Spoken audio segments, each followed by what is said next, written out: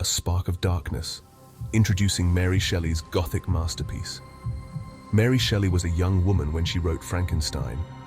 At just 18 years old, she crafted a story that would transcend time and become a cornerstone of Gothic literature. Imagine a world on the cusp of scientific discovery, a world of both wonder and fear. The Industrial Revolution was transforming society, and with it came new hopes and anxieties. Shelley's story? A chilling exploration of ambition, creation, and the dark side of human nature. It delves into the consequences of pushing the boundaries of science and morality. It's a story that still resonates with readers centuries later. The themes of isolation, identity, and the quest for knowledge are as relevant today as they were in the 19th century. Why? Because it reflects our deepest fears about what it means to be human. The monster, created by Victor Frankenstein, embodies the terror of the unknown and the unintended consequences of our actions. Frankenstein is a Gothic masterpiece. Its dark, brooding atmosphere and complex characters draw readers into a world where the line between life and death is blurred. It's a story told through letters, a tale within a tale. This narrative technique adds layers of depth and perspective, making the reader question the reliability of each narrator. We journey to the Arctic wastelands, where Captain Robert Walton is obsessed with reaching the North Pole. His letters to his sister frame the story, providing a sense of foreboding and adventure. He encounters a man, broken and haunted. This man, Victor Frankenstein, is on a quest of his own, driven by guilt and regret. This man is Victor Frankenstein. His tale is one of ambition gone awry, a cautionary story about the dangers of unchecked scientific experimentation. Frankenstein's story, a cautionary tale, unfolds. It warns of the perils of playing God and the responsibilities that come with creation. It's about the thirst for knowledge and the responsibility we have for our creations. Victor's relentless pursuit of scientific achievement leads to devastating consequences. It's about the consequences of playing God. The novel forces us to confront the ethical implications of our actions and the potential fallout of our technological advancements. Mary Shelley's Frankenstein remains a timeless exploration of human ambition, the quest for knowledge, and the haunting consequences of our desires.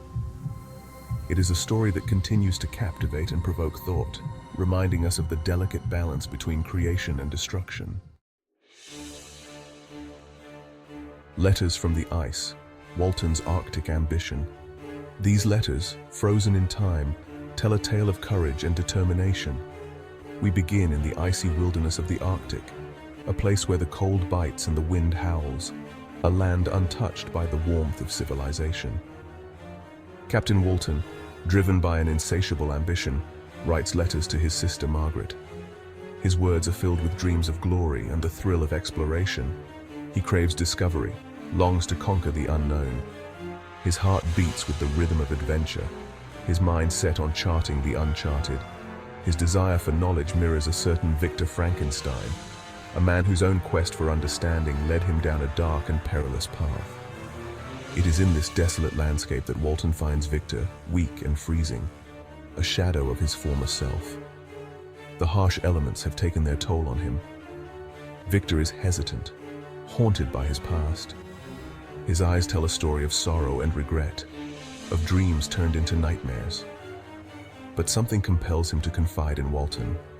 Perhaps it's the shared spirit of adventure, or the need to unburden his soul. Perhaps he sees a reflection of himself, a warning of what unchecked ambition can lead to, a mirror to his own tragic tale. Victor begins his tale, a story of creation and its terrifying consequences. His voice carries the weight of his experiences, each word a testament to his suffering. He tells Walton of his relentless pursuit of knowledge, his obsession with unlocking the secrets of life. This obsession, he reveals, led him to create life itself, a decision that would haunt him forever. Victor's early life seeds of obsession. From a young age, Victor was different. His mind was always racing, always searching for answers to questions most people never even thought to ask. Victor's story begins in Geneva, a city of beauty and history, nestled between the Alps and the Jura Mountains. It was here that his journey into the unknown began. A happy childhood, a loving family. Victor's parents doted on him and his siblings, providing a nurturing environment filled with love and encouragement. They played in the garden, ran through fields, and spent cozy evenings together at home. He is fascinated by the natural world, consumed by a thirst for knowledge. He spent hours studying plants, observing the stars, and marveling at the wonders of nature. His curiosity knew no bounds, but his curiosity soon turns into an obsession. The more he learned, the more he wanted to know. He began to delve into darker, more mysterious subjects, seeking answers that eluded even the greatest minds of his time.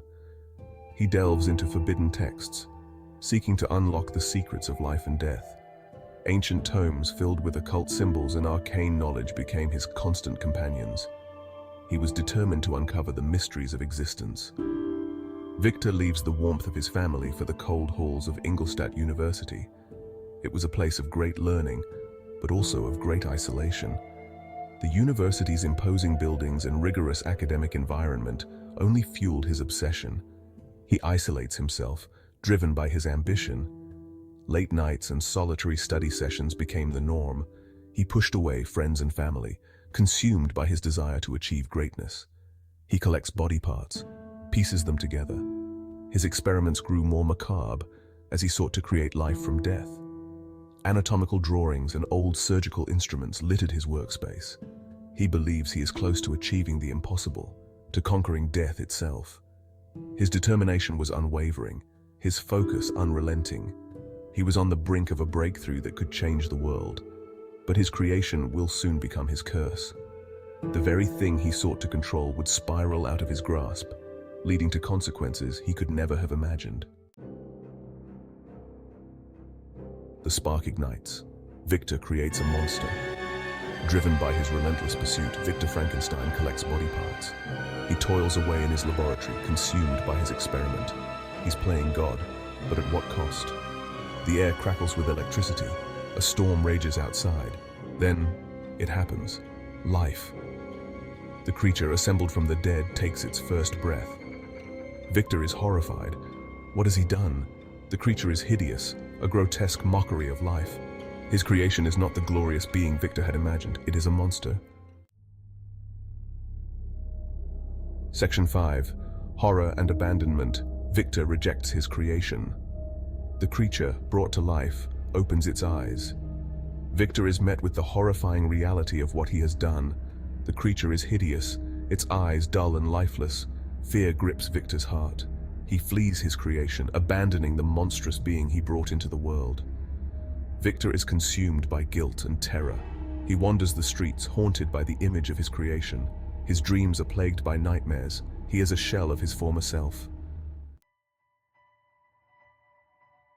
Section 6. A creature's perspective, abandoned and alone. The creature, abandoned by its creator, is thrust into a world that fears and rejects it. It experiences the world through innocent eyes. It feels the sting of rejection, the pain of isolation. The creature is alone, longing for acceptance. It seeks solace in nature, observing a family from afar. The creature learns to read, to understand human emotions. It dares to hope for companionship, for a place in the world. But its hopes are brutally crushed by the prejudice it encounters. Section 7. The monster seeks knowledge. A glimmer of hope. The creature, driven by loneliness and a thirst for knowledge, continues to learn. It discovers Victor's journals, the story of its own creation. The truth is a bitter pill to swallow. It fuels the creature's rage and despair. Still, a flicker of hope remains. The creature believes Victor can ease its suffering. It seeks out its creator, hoping for redemption, for a companion. It believes Victor can understand its plight. But fate, it seems, has other plans. Section 8. A fateful encounter, tragedy strikes the Frankensteins. Victor, still haunted by his past, receives devastating news. His younger brother William has been murdered. The evidence points to the creature.